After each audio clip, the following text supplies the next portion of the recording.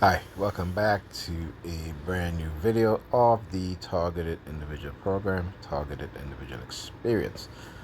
So I always talk about whenever I'm looking for things, doing research, how certain things would be hidden unless you know particular keywords. So for all the years I've been a TI, and I have been uh, doing research, looking online for any sort of article, documentation. I've been on the CIA website, I've been on the FBI website, a whole bunch of stuff, right?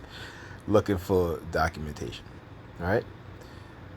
But I came upon tonight, actually this morning, it's actually after 4 a.m. It's actually 4, 6 a.m. in the morning. Can't sleep, whenever I'm being targeted like this, insomnia kicked in. Plus, um, I forgot to take my melatonin. So there you go. Anyhow, I found this article, and it's actually a three-part series. Okay, I posted part one and part two. I didn't get to part three yet, but I wanted to do a video on part two. Right. So this was an article from October 8, 2024. All right. Continued from the Society of PsyOps, Part 1, UFOs and the Future of Media. All right, so we once looked at pictures, then with the advent of computer vision and machine learning, pictures started looking back at us. Now something even stranger is happening. Generative AI, ad tech, recommendation algorithms, engagement economies, personalized search, and machine learning are inaugurating a new relationship between humans and media. Pictures are now looking at us, looking at them, eliciting feedback and evolving. We've entered a protein targeted visual culture that shows us what it believes we want to see, measures our reaction, then morphs itself to optimize for the reactions and action it wants. New forms of media prod and uh, pursued modulate and manipulate, shaping worldviews and action to induce us into believing what they want us to believe, and to exact value, and to extract value and exert influence. How did we get there? Here, this three-part essay traces a brief history of media technologies and techniques that takes advantage of the malleability of perception, capitalizing on quirks in human brains to shape reality. It is a story about the manufacturing of hallucination and the fact that under the right condition, hallucination and reality can become one and the same. Brain warfare. It was the spring of 1953, and a lot of things were on the newly appointed CIA Director Allen Dulles' mind. The plan to implement Operation Ajax, a coup to overthrow the democratically elected Prime Minister of Iran, Mohammad Mossadegh, was in full swing and was only a few months away from implementation.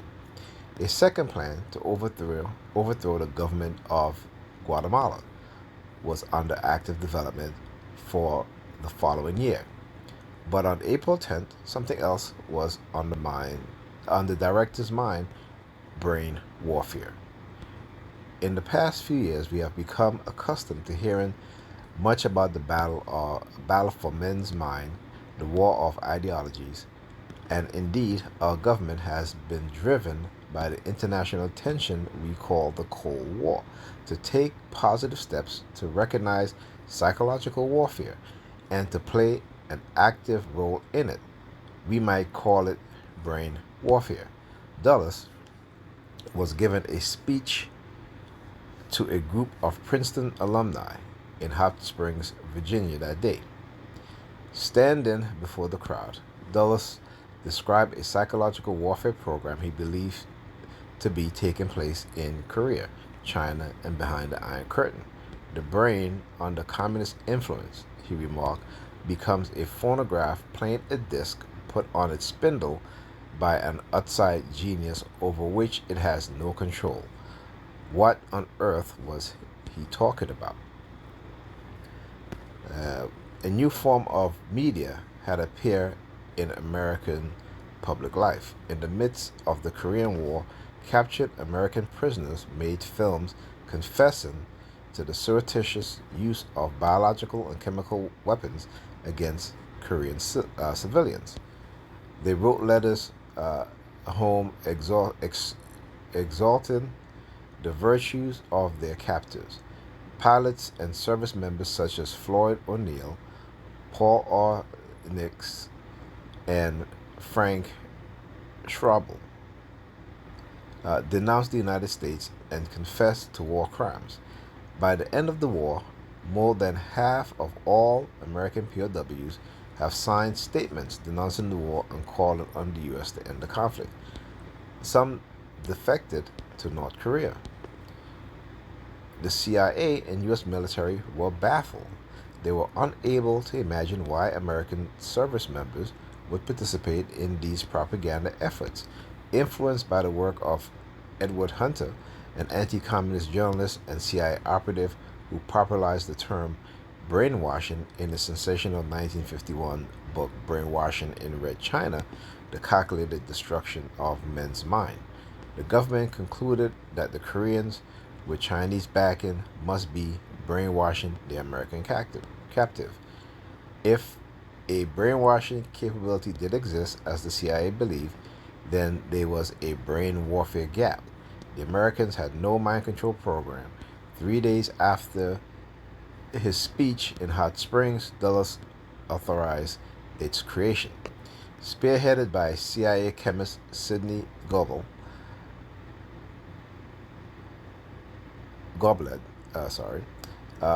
MK Ultra was a wide-ranging effort consisting of at least 149. That's my my thumb cracking. I just moved my thumb, but that's what happens, right?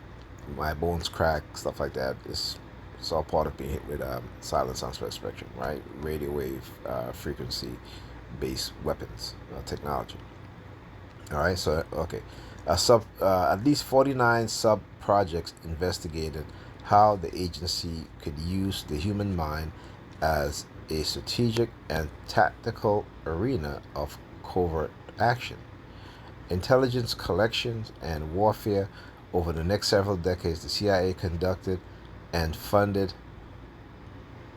research into neuropsychology, mind control, brainwashing, LSD, and other hallucinogenic drugs, hypnotism, sensory deprivation, artificial intelligence. Again, see the word artificial intelligence. This is from the 1950s, okay? Pay attention. And psychological torture. They conducted cruel experiments on unwitting students, soldiers, prisoners, drug users, sex workers, and the mentally ill. We have only scant document of MK Ultra scale and scope.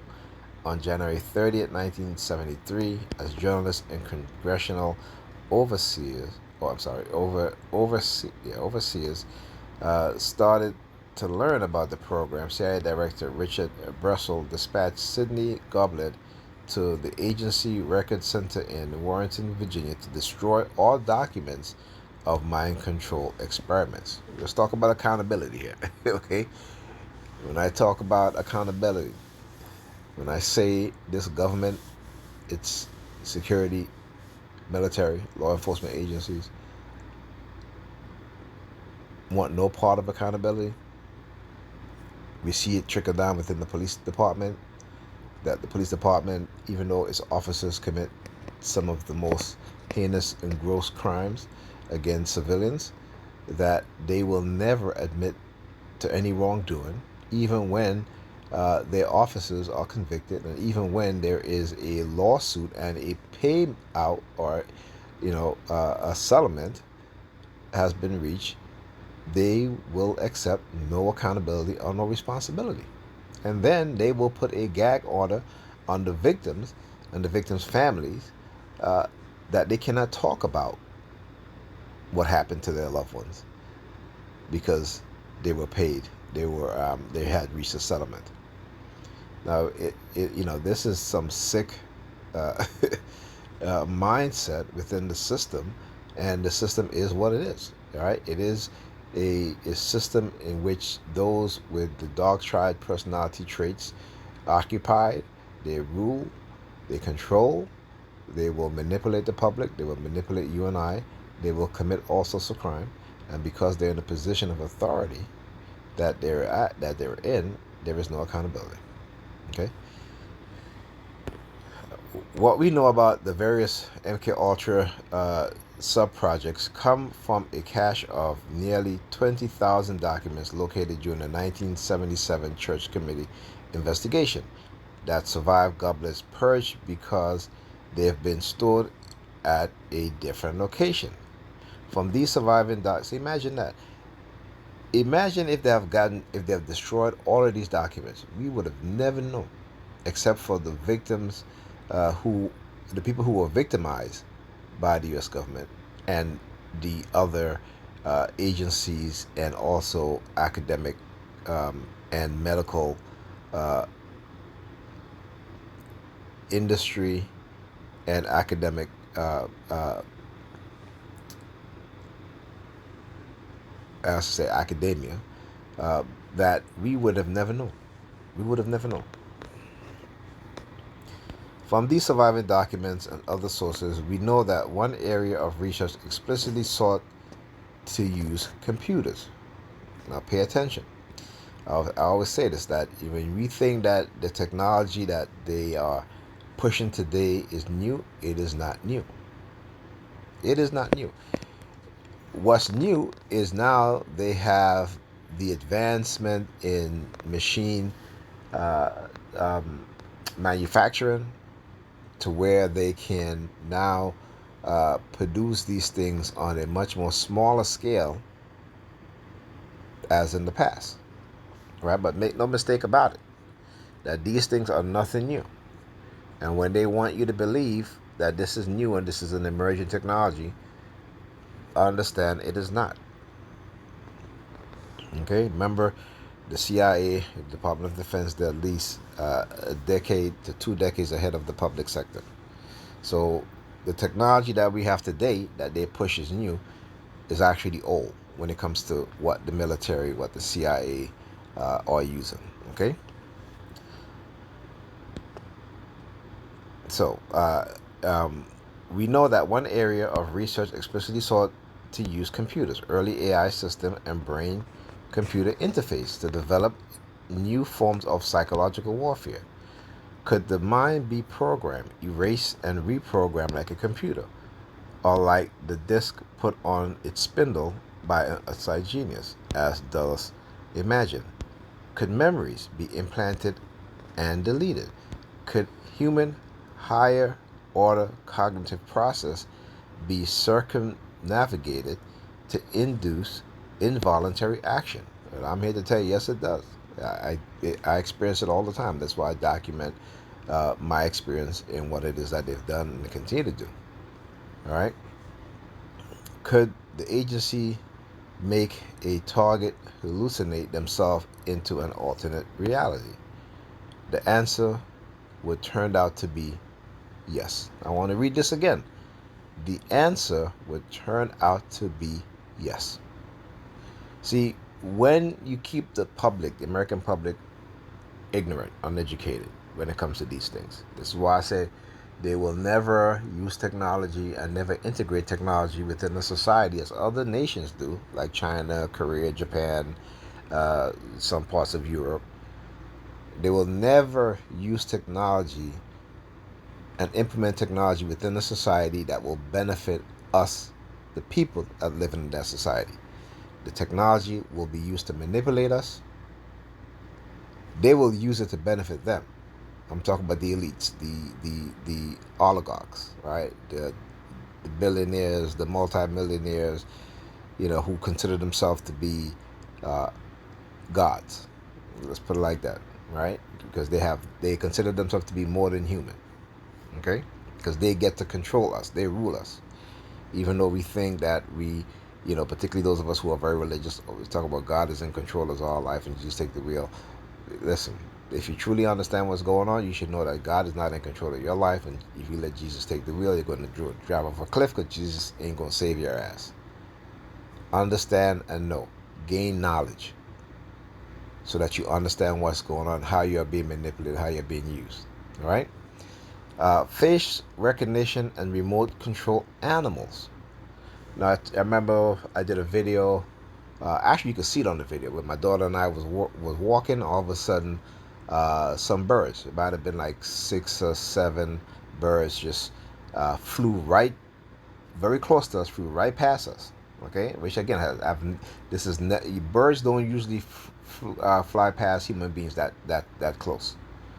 And I've talked about the times when they'll use rats, right, or even cats or dogs. Okay, just to let me know what they can do, and some of them I have on video, right? See, this is why I continue to do research. This is why because as much as they attack me, all it does is embolden me to expose them even more. That's what it does. Okay. So, face recognition and remote control animals. Woody Bledsoe was an early, and again, this is the first time I'm hearing about this individual. I've been a target for over 2 decades. All right, and I've done research, and I've never. I mean, I've heard of Dr. Jose Delgado, Dr. Robert Heath, but this guy, no. Okay, Woody Bledsoe was an early trailblazer in artificial intelligence, specializing in diversion algorithms to conduct pattern matching, a crucial predecessor to modern machine learning. After receiving his PhD at UC Berkeley in 1953, he moved to New Mexico to work on nuclear weapons at Sandia Labs on the Kirtland Air Force Base Complex. After a few years, Bledsoe went back to California and set up a research lab on the peninsula south of, as I said, peninsula. They use the car horn. South of San Francisco on what would become modern Silicon Valley. He called the group Panoramic Research. And here he is. They call him the father of, I think, AI, something like that. But, I pay very close attention to AI, and I've never really heard his name. So, who knows, whatever. In 1963, the CIA, using the Qatar company King Hurley Research Group, contacted Bledsoe to develop a system that would use computer to identify people by looking at pictures of their face. So again, in 1963, the idea of what? Facial recognition. Okay? And let me just say this, all right? In my studies, in terms of studying religion and understanding that what the Catholic Church has done in terms of hiding knowledge from us, that most of the people who study the Catholic Church, particularly historians, have all said that, at least most of them, the majority of them have said that the Church have held back humanity for 1,000 years. They are sitting on knowledge that they don't want us to know, because they are doing deep research into these things. So when I talk about the father of genetics, who was a Catholic priest, also the person who created the Big Bang Theory that Catholics love to talk about, you're atheist if you believe in the Big Bang Theory. Well, that comes from your church. That comes from the Catholic Church. Again, that theory was developed by a Catholic priest. All right, go look it up. Okay, Bledsoe found inspiration in the work of Alphonse Bertillon, one of the founder of biomedics in the late 19th and early 20th century. He began photographing his associates and analyzing their faces, assigning key points to various facial features, center of pupils, the inside corner of the eyes, the outside corner of the eyes, etc., and measuring the distance between them. By synthesizing these measurements, Bledsoe created a mathematical abstraction of the human head he called the standard head. Bledsoe's idea was to use a computer to analyze photos of people, calibrate the results against the standard head, look for a pattern corresponding to an image in the database, and identify a specific person's face. Today, Bledsoe is known as the grandfather of facial recognition. Okay, what's facial recognition? Oh, yeah. All right. It wasn't Bledsoe's first CIA contract. In May 1959, he had received MK Ultra funding to carry out something called Subproject 94. Again, I've never heard of this subproject, okay?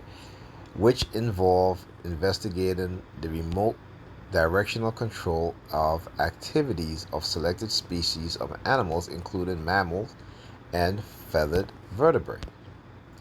In the first of several contracts, the agency explained that initial biological work on techniques and brain location essential to providing conditioning and control of animals have been completed.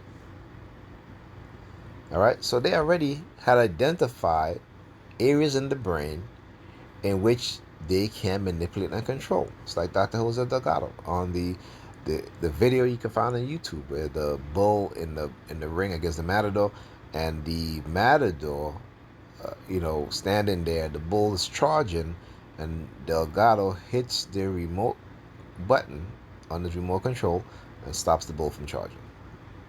Okay,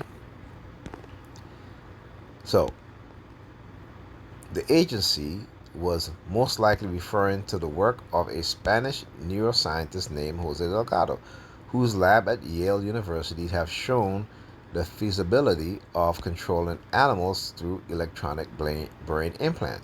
Stem receiver, I've talked about this many times, activated by remote control. In the 1950s and 60s, Delgado experiments on animals and humans proved that a brain computer interface could indeed be used to influence a subject's motor control, movement, and even emotions. Delgado reported that it is already possible to induce a large variety of responses from motor effects to emotional reaction and intellectual manifestation by direct electrical stimulation of the brain.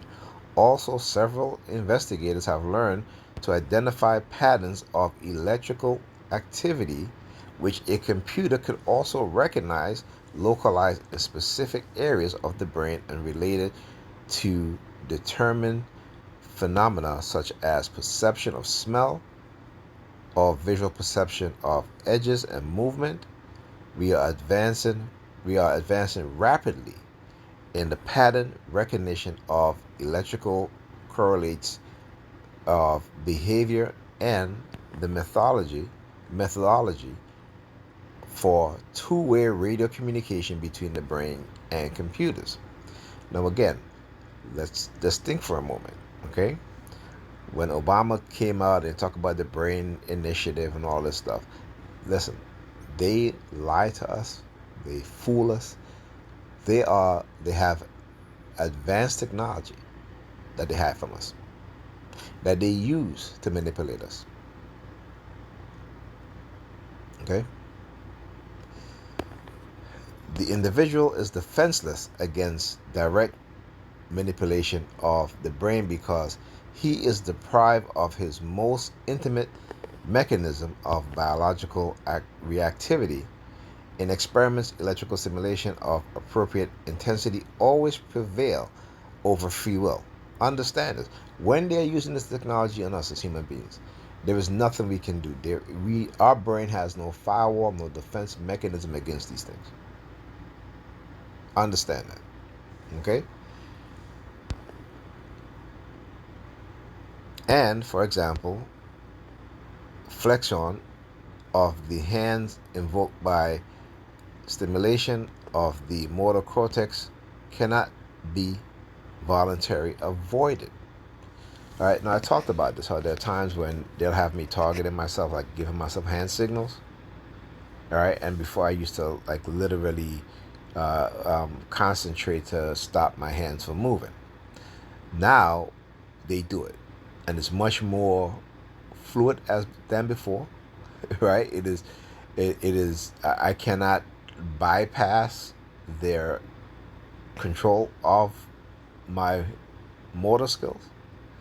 But what I do when I recognize it, then I consciously start doing other things with my hands or my fingers to counter what it is that they do. And then I'll start hearing the sirens and stuff like that.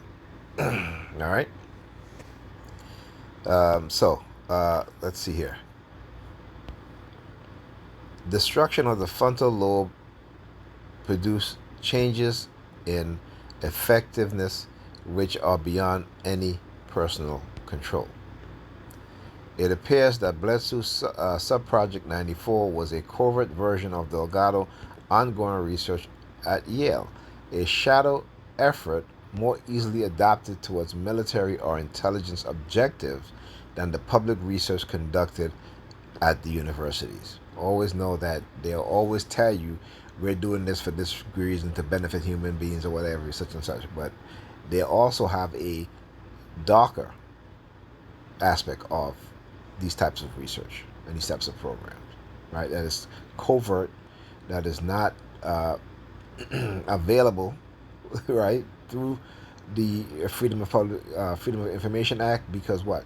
Because then they use the what is called the um, uh, uh, secrets, right? The national security secrets, right? Well, we can't give you this document because it's a matter of national security, right?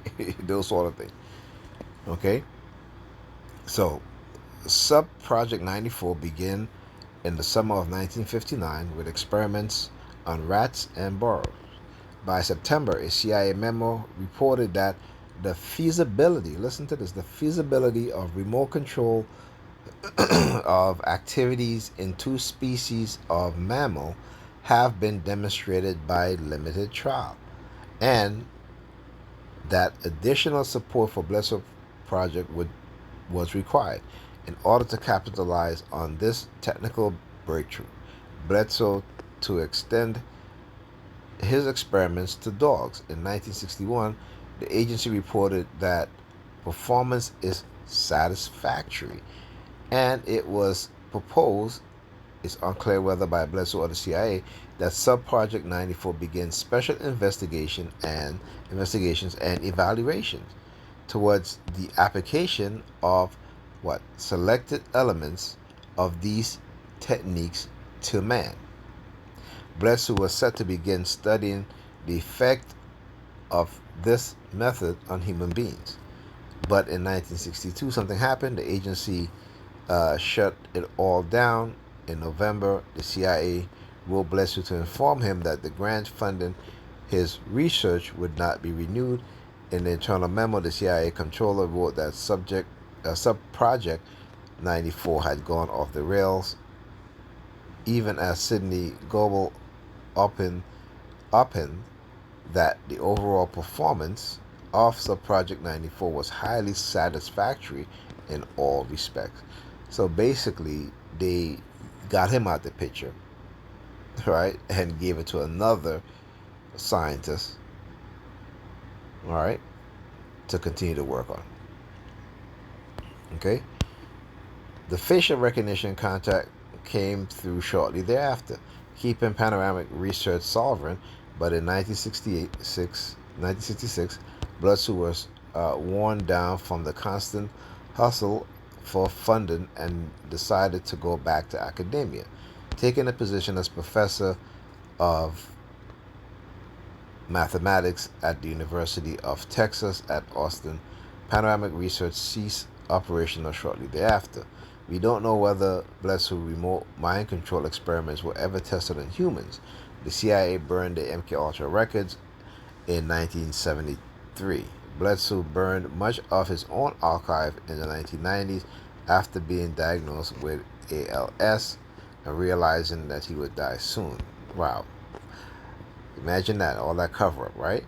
It's not clear how well either the Bledsoe CIA project worked, but by the standards of the day, they impressed his agency overseers enough to warrant continuing funding. With his facial recognition project, Bledsoe has set out on a path to use computers to see into the world of faces and to potentially do things with those observations. With Subprojects 94, he contributed to the development of the form of media that ensure images, representation, narrative, and abstraction, and instead finds its purchase through direct insertion of instructions into the living brain, using direct neurological stimulation to elicit a desired emotion, behavior, or perception. Computer seeing humans, computer controlling humans, operational media gone wild. Across the country, another early experiment in artificial intelligence was taking place. This one to involve using computers and technology to capitalize on the quirks of our brain. It was an effort to create the illusion of a living computer, ELISA. At the Massachusetts Institute of Technology, Robert N. Fangor, a protege of Claude Shannon, founded and led the project on mathematics and computation, uh, Project MAC, with funding from the U.S. Department of Defense Advanced Research Project Agency, ARPA. One of Project MAC's many endeavors involved inventing a system that allowed multiple researchers to network their computer together and share resources on a central mainframe. Computer networking was, of course, an important precursor to the contemporary internet. All right, just like the cloud, people. In the network, Mac mainframe was an earth form of the internet. Then, an odd program sitting on that mainframe was a R form of generative AI. It was an AI chat box named Elisa, written by Joseph Westenbaum, who would become one of history's most influential critics of artificial intelligence. Elisa took the form of a digital therapist working in the style of Carl Rogers.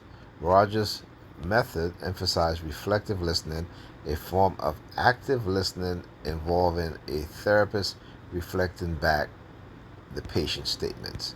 Users could interact with the program using natural language, a rarity at the time. The program worked by asking the users open-end questions and using a simple algorithm to reflect the answer back. Joseph Westenbaum described his early work with computers only somewhat ironically as that of a confident man. In 1958, he'd written a simple program to play a game called Five in a Row, and the program could consistently beat any first-time player. He tiled a paper describing the game how to make a computer appear intelligent. The idea, he explained, was to create a powerful illusion that a computer was intelligent, even as he described exactly how the program worked. Elisa built on the illusion Westenbaum first developed with Five in a Row, and apocryphal story holds that Westenbaum's secret secretary spent hours talking to the chat box and even asked Westenbaum to leave the room so that she and Elisa could have a real conversation. As the circle of Elisa's users spread, some began attributing consciousness to the script.